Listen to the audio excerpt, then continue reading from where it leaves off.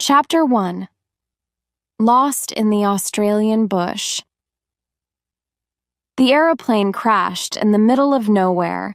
There were no roads, no houses, and no people. There was only bush and rocks as far as the eyes could see. Only 2 children survived the crash. The aeroplane was on fire. The girl pulled her small brother away from it. "Run, Pete!" she shouted. "Quick!" They ran through the bush as fast as they could. Then they started to climb up through some rocks. Near the top, they stopped and looked down. From the rocks, they watched the fire. "Where are we?" asked Peter.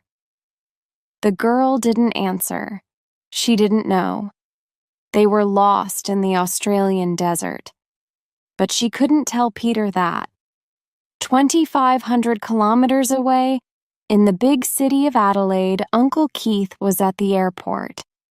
He looked at his watch. Keith's brother worked in America. He lived in Charleston, South Carolina, with his wife and 2 children. This was the children's first visit to Australia. But their aeroplane was late. It was very late. Uncle Keith waited and waited. He talked to other families. They asked about the plane, but nobody at the airport could tell them anything. Then people began to talk about an accident, about a plane crash. There were no survivors. Now it was dark, and the children were alone. They were cold, so they climbed down between some rocks. They could see nothing. They could hear nothing. They were lost, and they were afraid. "It's all right, Peter," said Mary.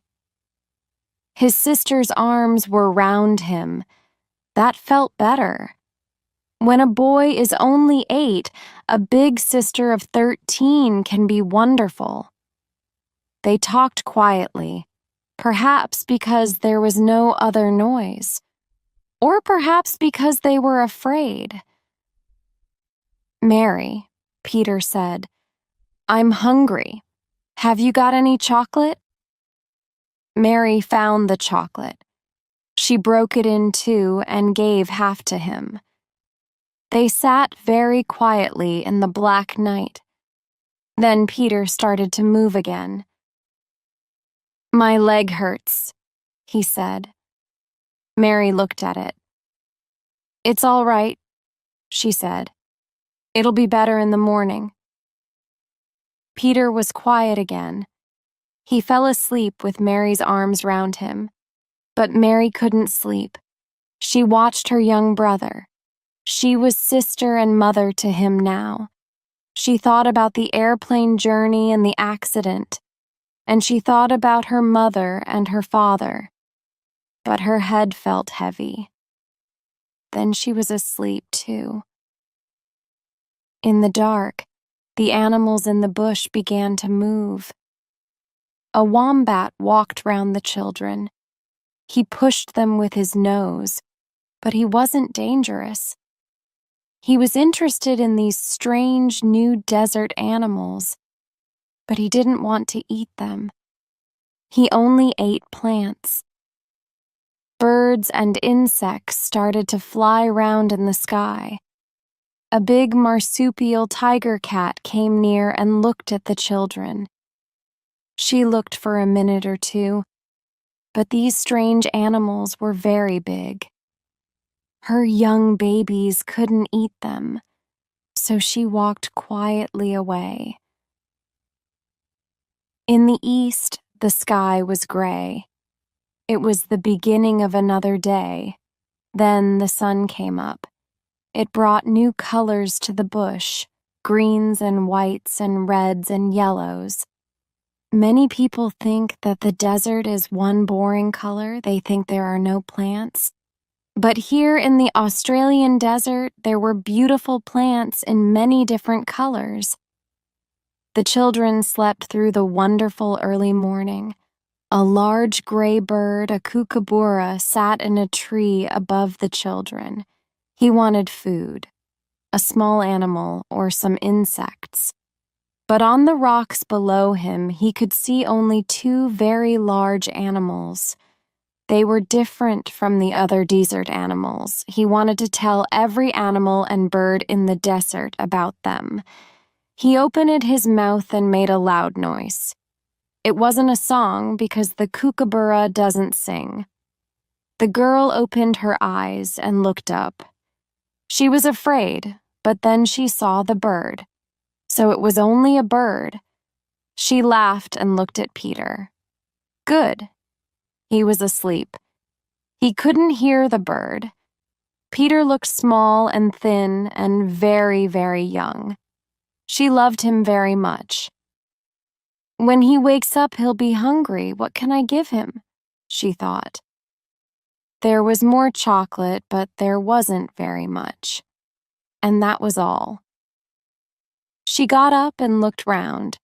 Down below her, she could see a small river, so water wasn't a problem. But how could they find food? What could they eat? People died without food. She looked at the kookaburra. He made another loud noise. Not me, he said. Then he flew away, up into the sky. There were other birds, big white cockatoos in the trees, and smaller birds near the river, on the rocks and in the water. They played happily. Mary felt hot, and her dress was dirty. She wanted to go down there and swim with them. She looked around her. Peter was asleep. There were no other people there in the bush with them. Nobody could see her. She undressed and went down to the river. The green water was wonderful and clean. She laughed and played. She swam under the water so the birds could see only her long hair. She was happy again. It was now warm and sunny and light. Her brother heard the sound of water and opened his eyes. Where am I? For a minute, he was lost. He wasn't in his bedroom. He wasn't in an aeroplane. Then he saw Mary in the river. Hi, Mary, he shouted. I'm coming too. He climbed down to the river quickly. He threw off his clothes and jumped off a rock into the middle of the river. Peter, what are you doing? You can't swim. She swam to him and pulled him to the rocks. There she helped him out of the water. I can swim, he said. Okay, she said, but not in the middle. Stay near the rocks. He jumped into the river again, but this time he stayed near the rocks. Mary watched him for a minute. Then she remembered. She had no clothes on. She got out of the river onto the rocks and put her dress on quickly. Peter looked up at her. Your dress is wet, he said. Why didn't you get dry first? Come out now, Peter, and put your clothes on. Mary pulled him out of the water and dried him with his shirt. Then she helped him dress. He was happy after his swim. I'm hungry, he said. What can we eat? Here's some chocolate. Mary gave the chocolate to him. Peter looked at it. It's very small. Is that all? Yes, that's all, said Mary sadly. Peter ate the chocolate quickly, and then he ran away from her. He started to play in the rocks. He doesn't understand the problems. That's good, thought Mary. But there were a lot of questions in her head. What can we do next? Where can we go? How can we find Uncle Keith? She had no answers. Mary, Mary, Peter shouted. Come quickly. She climbed over the rocks to him. His hands were inside his jeans. Something's hurting me, he cried. Mary pulled down Peter's jeans and looked at his legs. There were a lot of insects all over them, and there were more insects on the ground. His legs were very red. "It's all right," she said. "They're only ants." "My legs really hurt," he cried. She pushed him away from the insects. "Okay, Peter, now sit down." She pulled off his trousers and hit the ants on his legs. "Ow!" he cried loudly. But the insects went away quickly. "There aren't any ants now, Pete. It's all right." Peter looked at his legs. They were very red, and they hurt. He started to cry. Mary put her arms round him, and he felt better. He stopped crying for a minute, but then he started again. "What is it, Pete?" "I don't like this place, Mary. I want to go home." "We can't go home, Pete. Home is in America. How can we get across the sea?" "Then let's go to Uncle Keith's in Adelaide." Mary looked at him. "So you remember," she said. "All right, I'll take you to Uncle Keith." He stopped crying. "When? Now?" "Yes," she said. "Now. We'll walk to Adelaide now." Mary was only 13, but she was clever. Adelaide was in the south of Australia. It was early morning and the sun was on her left. The sun was in the east in the morning, so south was in front of them. The small river in front of them also went south. "Let's go, Peter," she said to her brother. They started to walk down the river. For the first half an hour, it was easy and Peter walked fast. Then it got harder. There were big plants in front of them. They climbed over them, or they walked round them. After 2 hours, Pete was tired. Walking was difficult. He didn't say anything, but Mary knew. "Let's sit down here," she said. He sat near her and put his head in his hands. They said nothing. They watched the river. "I'm hungry, Mary. What are we going to eat?" "Oh, Peter, it's not lunchtime." "When will it be lunchtime?" "I'll tell you." But there were more questions. "What are we going to eat for lunch?" "We'll find something." But what could they find? There were a lot of plants, but they didn't have any food on them. Quickly, Mary got up. "All right, let's find some food." Peter jumped up. "Great idea," he said. They looked in the river, but they couldn't find any fish. The fish were asleep at the bottom of the river. They looked in the trees for birds, but birds in the Australian desert sleep in the day. They looked in the bush for animals, but the animals were asleep in the rocks. They didn't find any food. "I don't like this game," said Peter. "I want to go home." They walked and walked. They were hungry and tired. Then the bush was more open and they could see better. There was high ground in front of them. "Mary." "Yes, Pete." "Look up there. Let's climb to the top. Perhaps we'll see the sea." "That's a good idea." They started to climb. They climbed for 4.5 hours and then they arrived at the top. The desert to the south in front of them was beautiful. The light of the evening sun was wonderful.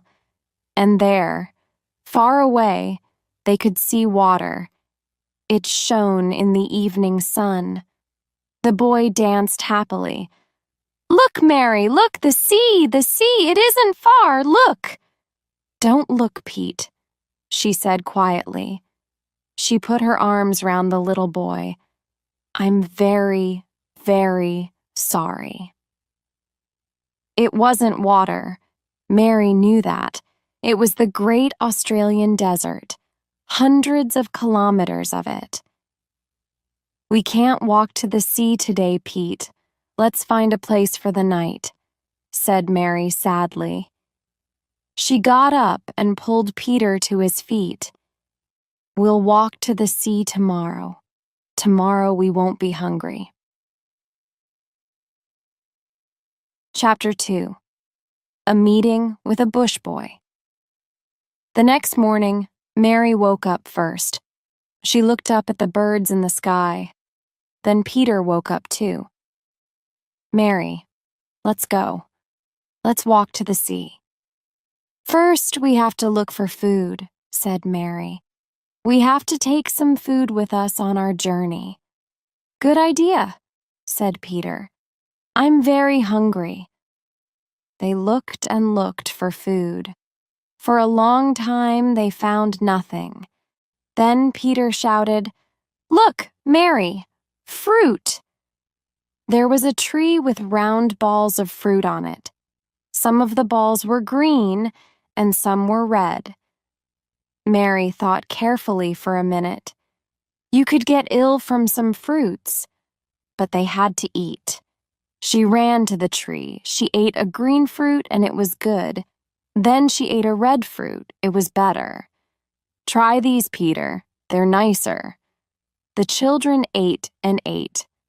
That's good, said Peter. I'm not thirsty now. We don't have to carry water. We can take some of these with us. Mary pulled her skirt up in front of her. She took some fruit and put it there. Peter began to find more fruit too. He went from tree to tree. Mary, somebody's here, he called back to her. Don't be stupid, Peter. I'm not stupid. Somebody's watching us. Mary turned round.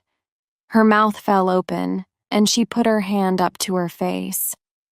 There was a boy very near them, only a meter away.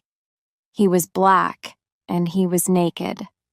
Mary started to run away, but then she looked again. The boy was young and friendly. He smiled, so perhaps he wasn't dangerous. At home in South Carolina, there were black Africans. But this boy was browner, and his hair was different. He had big blue-black eyes, and he had a baby wallaby in one hand. Peter and Mary looked at the boy for a long time, and he looked at them. Nobody spoke, and nobody moved. They waited and waited.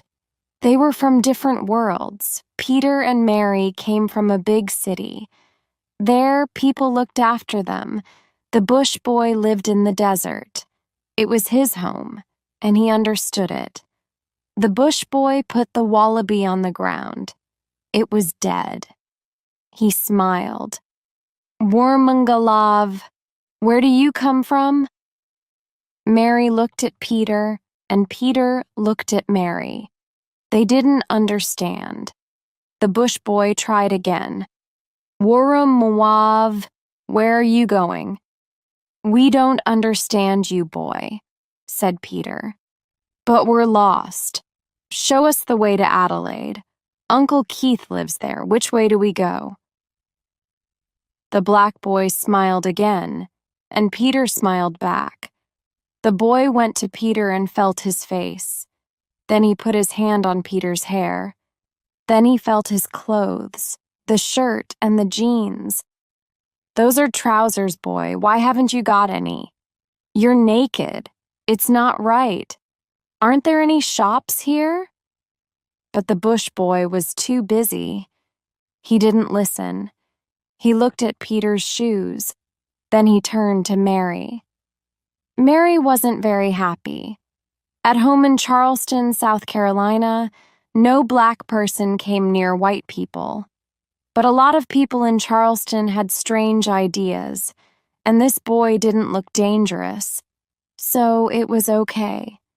She didn't move. The bush boy felt her face and her arms too. And he felt her clothes. Then he looked at her carefully for a long time. Mary waited. He'll finish, and then he'll go away, she thought. Peter waited too. First, he waited quietly and watched the bush boy. Then he began to kick the ground with his feet. Suddenly, his face changed color. It went very red. He put his hand to his nose. He shut his mouth, and he made a strange noise. Mary turned round. "Peter, what are you doing?" asked Mary. Peter put his face in his hands, but nothing could stop him now. Suddenly there was a loud noise. Peter sneezed, and then he sneezed again, very, very loudly. "Stop it, Peter," said Mary. She was angry because she wasn't in charge now. Behind her, there was a different noise. The bush boy laughed. He laughed because Peter's sneeze was a very big sneeze from a very small boy. Then Peter laughed too. The two boys fell to the ground. They kicked their legs and moved their arms. They couldn't stop. They laughed and laughed. Mary watched them. She wanted to laugh too, but she was too old for that. So she went to Peter. "Stop that now, Peter." Peter sat up and looked at her. The bush boy looked at her too. Slowly he got up and walked back to his wallaby. He took it and walked quietly away. He went down the hill. Then he went behind some trees and they couldn't see him. "Mary!" Peter cried. "What did you do? Look, he's going!"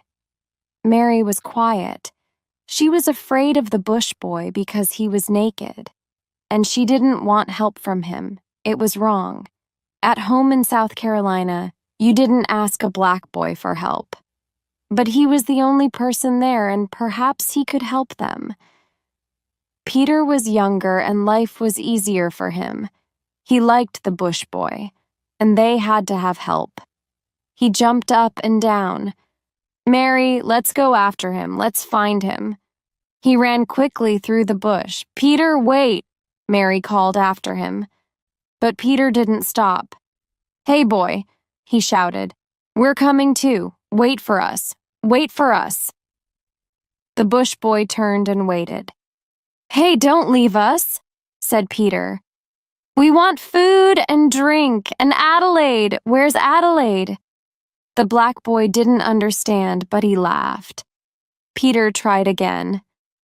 "Look, boy, we're lost. We want water. Do you understand water? Waiter, waiter." He made a cup with his hands and took them up to his mouth. The bush boy understood now. He didn't laugh this time. In the bush, people were often thirsty. He made a cup with his hands too. "Arkolula," he said. "That's it, boy. You understand. Arkolula. We want Arkolula and food too." He put his hand to his face and moved his mouth. "Yimara," said the bush boy. "Yes, that's right. We want Yimara and Arkolula. But where can we find them?" The black boy turned and walked into the bush. Then he stopped and looked back. "Kurura," he said. "Let's go." The boy called out to Mary. "Kurura. That means follow me." And he ran after the bush boy. Chapter 3. Life in the Bush. The bush boy walked for about an hour, and the children followed. Then they came to some very tall trees. After the strong sun in the open bush, it was quite dark. Mary and Peter couldn't see very well, and they fell again and again. But it was quiet, and nothing moved. And it wasn't as hot as the desert. The bush boy walked quickly. Hour after hour, the bush boy walked, and Mary and Peter followed. The bush boy never got tired, but Peter did. "Wait for me, Mary. You're walking too fast." Mary stopped. "All right, Pete," she said to her little brother. "It'll be all right. We'll wait for you." "My legs hurt." "Here, Pete, take my hand." She was happy, because now she was his big sister again. Peter pulled on her hand. "I'm thirsty. I'm hungry." "Me too, Pete." Her mouth was hot and dry. "But we can't stop now." Suddenly, the trees ended, and there was the desert again. Kilometers and kilometers of desert with its hot, hot sun and no water.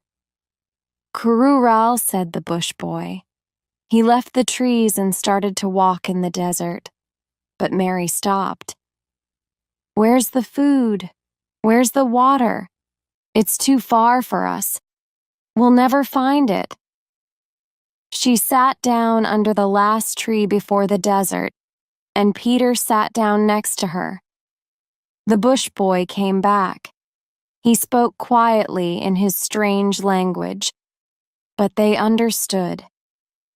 "You have to follow me or you'll die.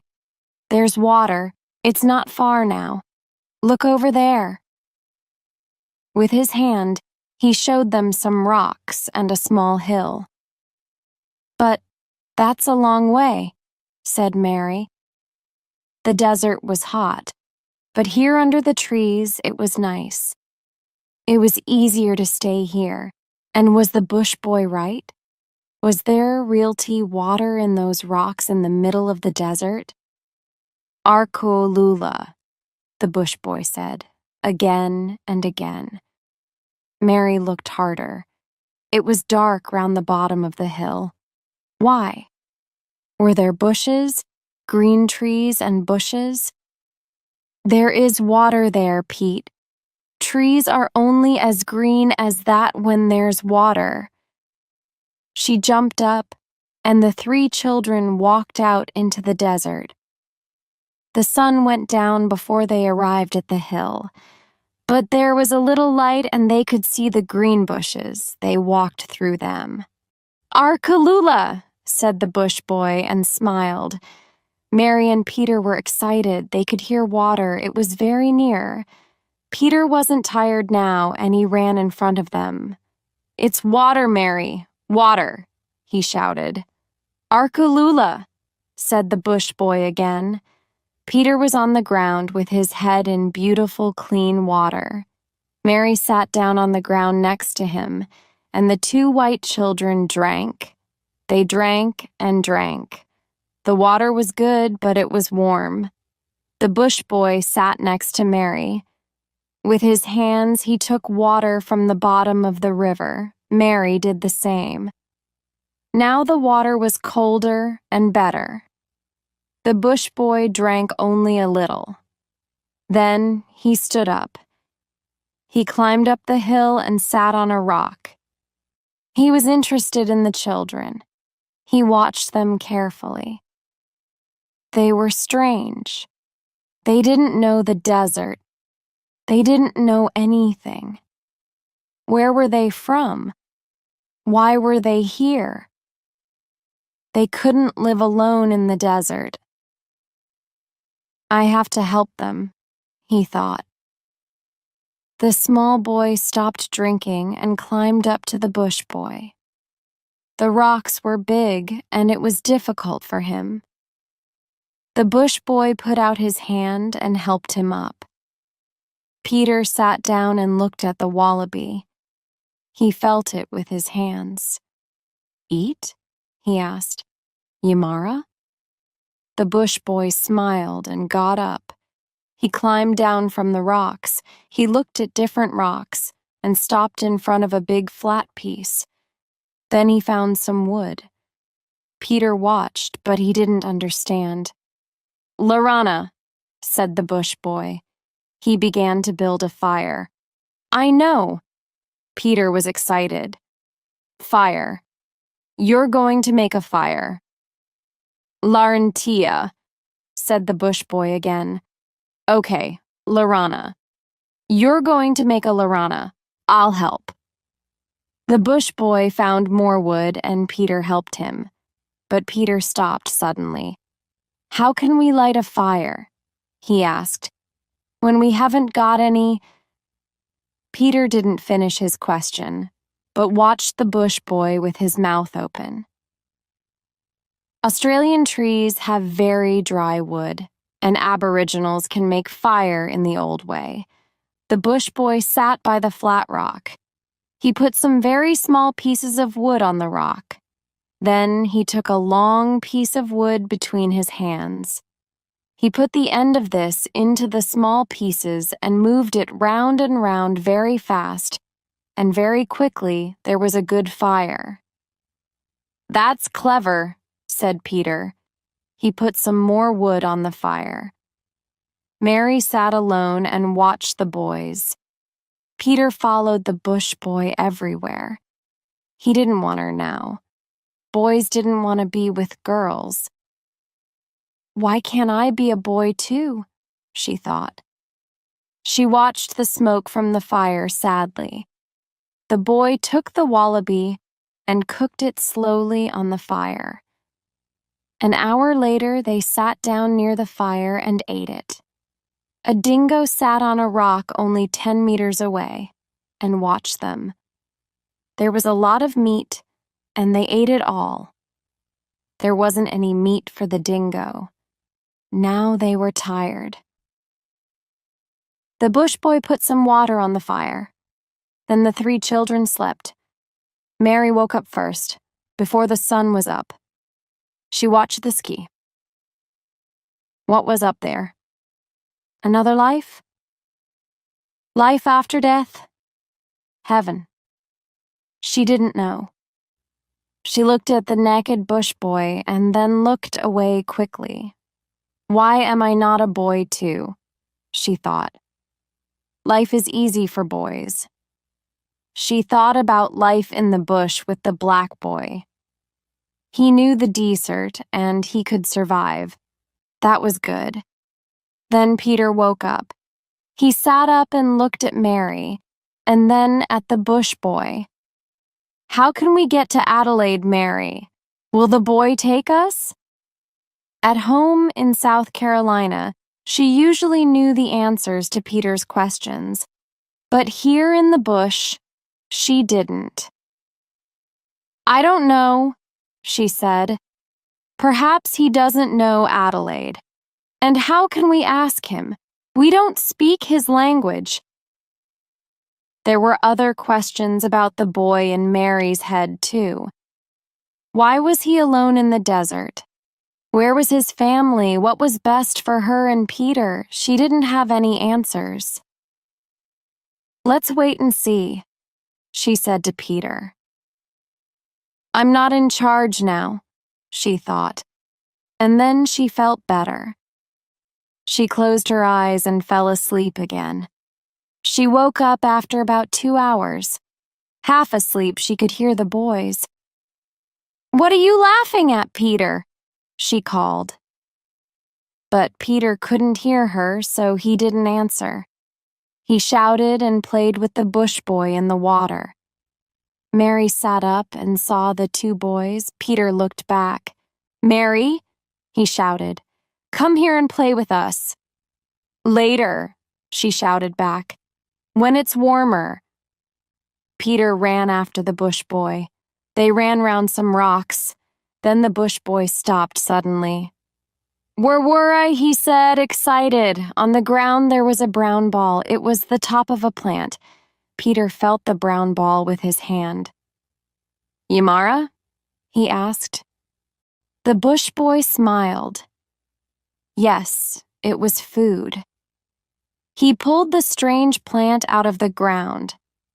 The bottom of the plant under the ground was green, and there was also a pretty flower. The bush boy was happy. It was good food. They ran into the desert and looked for other warwara. Mary waited alone. Then she went down to the river. She swam and played in the water. Half an hour later, she heard the boys. They were back. She got out of the water quickly and put on her dress. The boys had 20 or 30 war-worn in their arms, but now Peter was naked too. "Pete, where are your clothes?" "Oh, Mary, stop being big sister, do this, do that." "Peter," she said, "come here." She had her brother's trousers in her hands. "Oh, Mary, it's too hot, I don't want any clothes." "Put them on," she said.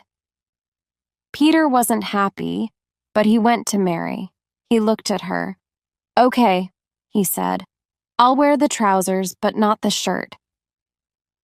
Later, they found wood and made a fire. The bush boy taught Peter to move the big piece of wood fast on the small pieces. Peter tried very hard. It took a long time, but in the end, the fire was red. "It's easy," Peter shouted happily. They cooked the war-worn, and they were very good. Mary watched the black boy. He was clean and strong. That was good. But why was he naked? Where were his clothes? She didn't understand. Everything was different in her world in South Carolina. After the food, they felt good. Peter put his hands on his stomach. It was very big now, and he started to laugh. The bush boy laughed and put his hands on his stomach too. Then he stood up and started to do an Aboriginal dance. First it was slow, but then it was faster and faster, and then it was stranger and stranger. He danced round and round the fire. Then he stopped in front of Mary. He looked at her, and she looked at him. Nobody moved. Mary was suddenly afraid, and her eyes were wide open. The bush boy's eyes were wide open too. He wasn't afraid, but for the first time, he saw a girl. Mary was a girl, a lubra. She wasn't the same as Peter. Then the boy saw something in the girl's eyes. It was dark and strange. She was afraid.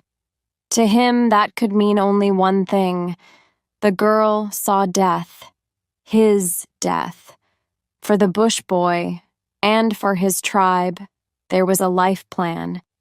You were born, and then you walked with your tribe. After that, you walked alone on your walkabout. Then you were a man, and you lived with a woman. And after that, you died. It never changed. That was life. Now the bush boy walked alone. He was on his walkabout. He had to live in the desert alone for 6 months. He had to find food and water. He had to kill animals and find fruit on the trees. Every day was dangerous for him. After his walkabout, he was a man. But the girl could see his death, so there was no future for him. Everything was different for him now. He stood in the middle of the desert. I'm going to die, he thought. He was very cold, but he wasn't afraid. Peter looked at the older children. Hey, boy, dance again. I liked that. Then he stood up and started to do an Aboriginal dance. The other two didn't move. They didn't speak. It was very strange. Peter didn't understand. Hey, Mary, what's happening? He took Mary's hand, and then he began to cry. The bush boy looked at him. So Peter could see his death, too. He turned and slowly walked into the desert. The children watched him. Mary's face was white. Peter was afraid. Mary, he's leaving. What'll we do? He cried. He ran into the desert after the bush boy. Hey, boy, stop! Come back! Come back! The bush boy didn't hear or didn't listen, but Peter ran after him. Don't go, he shouted again. The bush boy stopped and put his hands on Peter's head. He pushed him away and started to walk again. But Peter followed him. "Don't go," he said again and again. The bush boy stopped. He turned round and looked at Peter.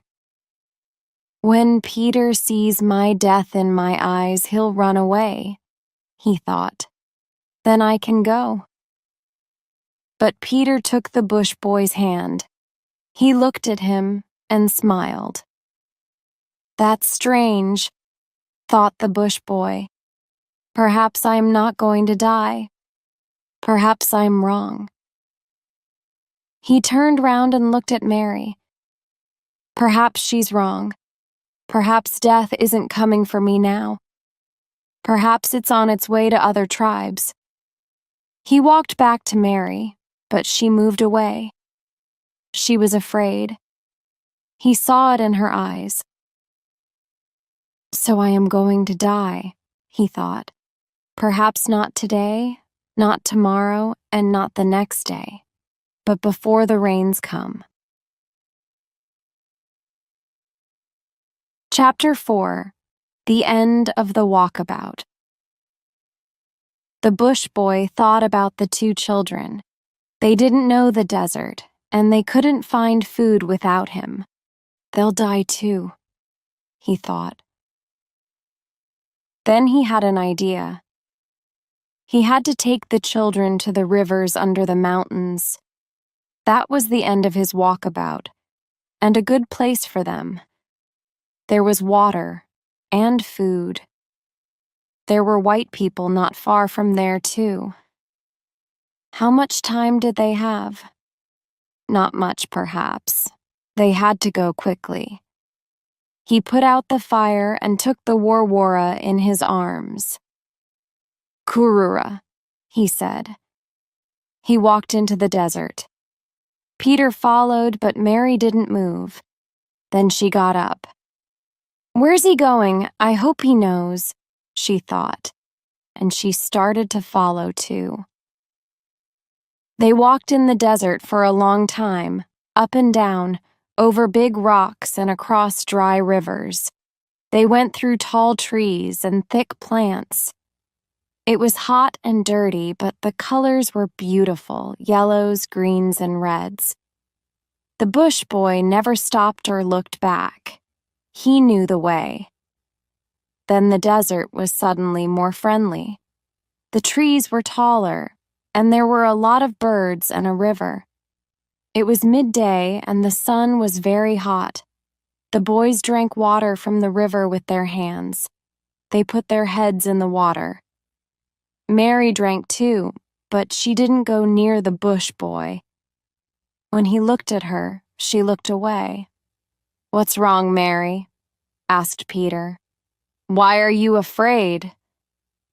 Mary didn't move, and she didn't say anything. Peter didn't understand. But Mary was strange sometimes. Girls were often strange. He went to the bush boy and sat next to him. They ate the wanvora. Peter gave some to Mary, and she ate them too. "What's wrong, Mary?" It was very hot, so they stayed under the trees near the water for 3 hours.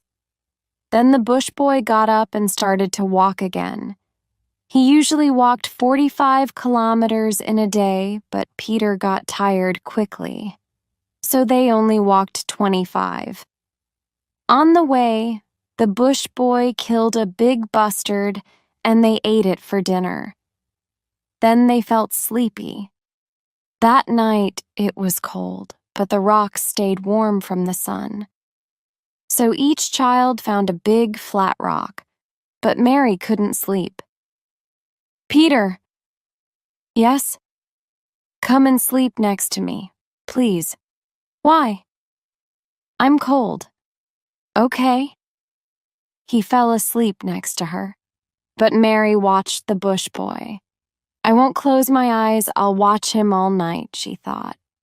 But she was very tired, and of course, she fell asleep. The bush boy didn't sleep. Hour after hour, he stood there, on the rocks. He looked out at the desert. He didn't move and he didn't make any noise. The children walked the next day, and the next day, and the day after that. They stopped for 3 hours at midday when the sun was very hot. They found food, plants, fish, and small animals. They made fires and cooked their food. They swam in rivers, and they slept on rocks or under trees. Peter talked to the bush boy. He learnt more of the bush boy's language. He showed him a rock. "What do you call this?" he asked. "Garsha," answered the bush boy. "Garsha, Garsha," repeated Peter. On the 4th day, it was very dry, and they didn't find any water. Peter walked slowly. He didn't feel very well. Then he sneezed. The bush boy began to laugh again. He remembered Peter's first sneeze. Peter sneezed again. "You've got a cold, Peter," said Mary. "I know," said Peter through his nose. He sneezed again. He sneezed all day, and his nose was red. Aboriginals never sneezed and never caught colds. The bush boy didn't understand. "What's he doing? What's wrong with him?" asked the bush boy. But of course Mary and Peter didn't understand the question. That evening, Peter didn't help with the fire. He was too tired and too ill. Mary put her arms round him, and in a minute he was asleep. The bush boy cooked food for the two of them. Then he put out the fire. He was happier. The two children walked well, and it was not far now. He found a place to sleep, but suddenly he sneezed. He put his hand to his face. It felt hot. That was very strange. Perhaps he was ill too. In the morning, Peter felt better. He got up and looked for the bush boy. He saw him in the rocks and went down to him. The bush boy stood near some water. He had a large, round rock in his hands. He looked at Peter and smiled. "Yarawav," he said, excited. Peter looked. There were a lot of fish in the water. "Is that Yarawavi?" he asked. There were thousands of little fish. They swam very fast. "Yarawa," said the bush boy again. "But how can you catch them?" asked Peter. The bush boy smiled again. He threw his rock into the water as hard as he could. The rock hit the water with a loud noise. The water came up round the two boys, and over them too. But on the top of the water, Peter saw the fish. Now they didn't move. "Are they dead?" he asked. But of course they weren't. The bush boy jumped into the water. He took a lot of the fish and threw them onto the dry rocks. Then he climbed out of the water. He hit the fish on the head with a rock. He gave some fish to Peter, and he carried the other fish. They took them to Mary and cooked them for breakfast. They couldn't eat them all, so they carried some for their dinner later. That evening, they sat round the fire and ate yarawa. Then the bush boy suddenly got up and started to dance. He danced round the fire. He danced very fast. Then suddenly, in the middle of his dance, he sneezed. He sneezed again and again. He felt weak and ill, so he sat down. He put his hand to his face, and it was hot and wet. But he also felt very cold, and now he was afraid. "This is the end," he thought. "I'm going to die now." Peter and Mary watched the bush boy. "What's he doing?" asked Peter. "I don't know," said Mary. "It's very strange. Perhaps he caught your cold." Later. When it was dark, Peter and Mary slept. But the bush boy stood on the rocks and looked out at the desert again for a long time.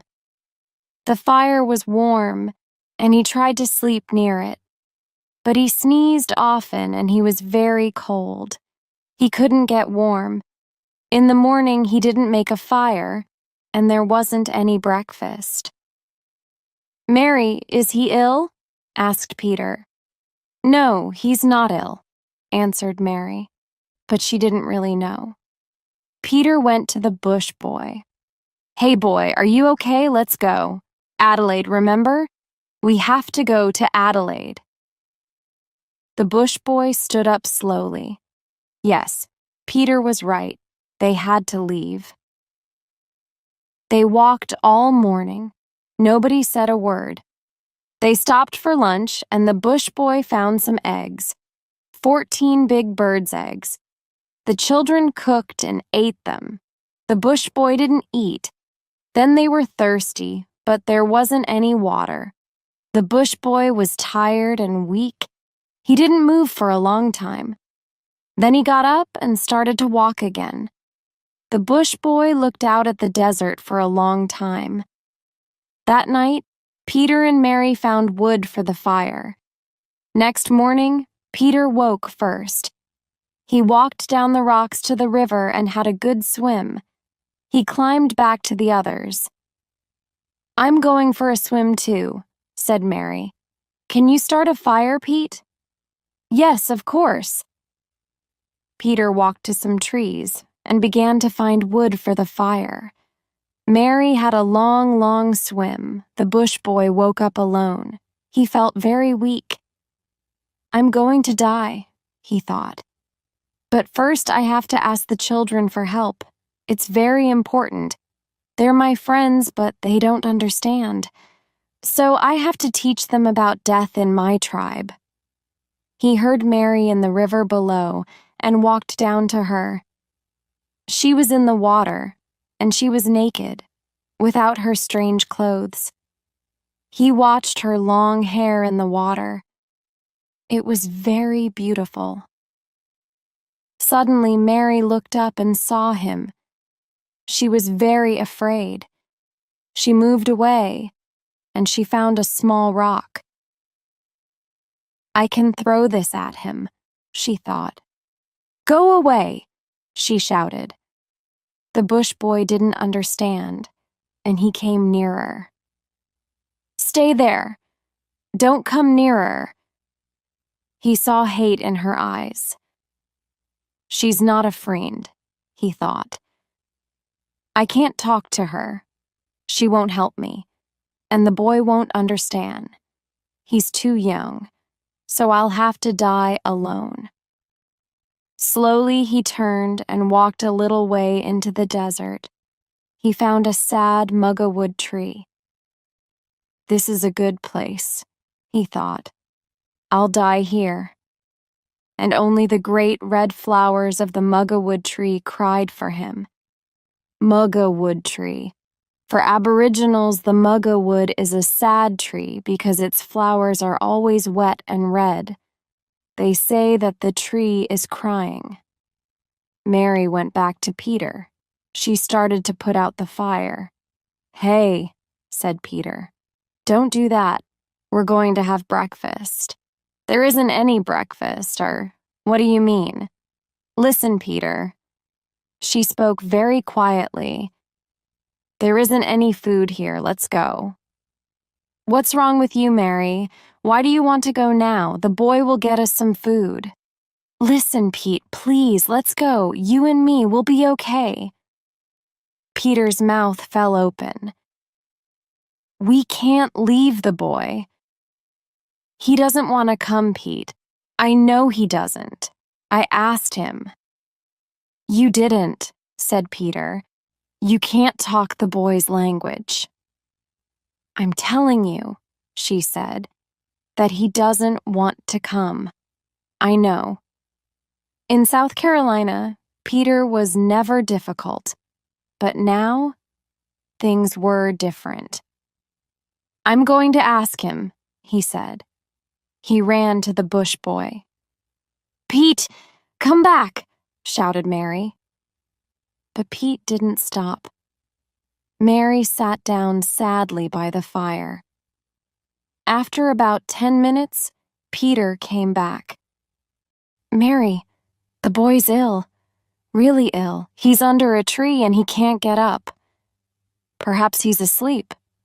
No, he's not asleep. He's ill. Come and see." No. Mary moved away from Peter. "No," she said quietly. "I'm not going near him." The day was long and difficult. Mary sat alone. "We have to leave now," she said again and again, but Peter didn't hear her. He stayed with the bush boy. He took water to him in his hands, but the bush boy didn't drink. There wasn't any food, and the bush boy got weaker and weaker. "He's really going to die," thought Peter sadly. "I'm going to lose my friend." He took the bush boy's hand. The bush boy said something. Peter couldn't hear, so he put his face near the bush boy's head. Arkulula v. Peter ran and got some water in his hands, but the boy didn't want to drink. He put his hands on Peter's hands. "Me? No, I don't want to drink," said Peter. But the bush boy put his hands on Peter's hands again, and then he sat up. He showed him the hills far away to the south. "Arkulula," said the bush boy again. "Yimara." "Ah, I understand. Over there's food and water. Arkulula and Yimara. That's great, thanks." Peter took the boy's hand. "Now you can sleep." But then Peter thought of something. He got up and walked to his sister. She looked up. "How is he?" "I think he's really dying," said Peter. "Oh, no. Mary put her hands over her face. Peter looked at her. Then he remembered his question. "Do you think he'll go to heaven, Mary? I mean, he doesn't go to church, so perhaps he can't go to heaven." "Is he really ill, Pete?" "Yes. Come quickly. Come and see." Mary said nothing. She looked at Peter, then she looked down at the rocks, and she looked at the hills far away. Then she said slowly, "Okay, I'll come." They walked to the bush boy's tree. She looked into his face. "You're right, Pete. He's dying. What'll we do?" She sat down and took the bush boy's head in her hands. She put her hands on his face. The bush boy opened his eyes and looked at her. Then he smiled. Mary suddenly understood a lot of things for the first time. "I was very stupid," thought Mary. It was too late, but she knew now. There weren't two different worlds, his world and her world. There was one world for everybody. The bush boy died early in the morning. The desert was asleep. Nothing moved, not the animals, not the plants, not Mary. She was asleep too, next to the bush boy, and her long hair fell over his face. Chapter 5. Out of the bush. Mary and Peter made a bed on the ground for the dead boy. They put wood and rocks over him. Pete put some of the red flowers from the muggawood tree on the top. When a person died in South Carolina, everybody went to church. There was no church here, but they stayed quietly with the dead boy for a short time. They sat near him, but they said nothing. Then Peter stood up. He was in charge now. "Let's go," he said. "Kururev, where to?" Over the mountains. Is that the right way, Pete? Mary asked. Yes, the boy told me. Over the mountains there's food and water. All right, she said. Let's go. They started to walk. They walked carefully, and they found food and water. The Bush Boys' lessons helped them. They knew the desert now. That night they stopped and built a fire. They sat and talked sadly about the Bush Boy. Do you think he's in heaven, Mary? Yes, he's up there. I think he's watching us. We all live in the same world, Pete. When we die, there's only one place for all of us. Pete smiled. He looked up at the sky for a long time. Next morning, the children left early. They were in the hills now. They climbed and climbed. When they were at the top of one hill, there was always another hill behind it. The journey was difficult, and they didn't find much food. When they found water, it was often very dirty. But the desert was their home now. They too could survive there. South Carolina was far, far away. Is this the right way? Asked Mary again. Yes, said Peter. The boy told me. Over the hills. But there were always more hills. That night, they slept in the rocks, but they had no food. Then the next day, after 3 hours, they came to the last hill. They were at the top. Look, Mary, Yamara and Arkalula V, said Peter excitedly. The boy was right. At the bottom of the hill, everything was green. There was food and water below. Hand in hand, the children started to run down the mountain to the rivers, the trees, and the green plants.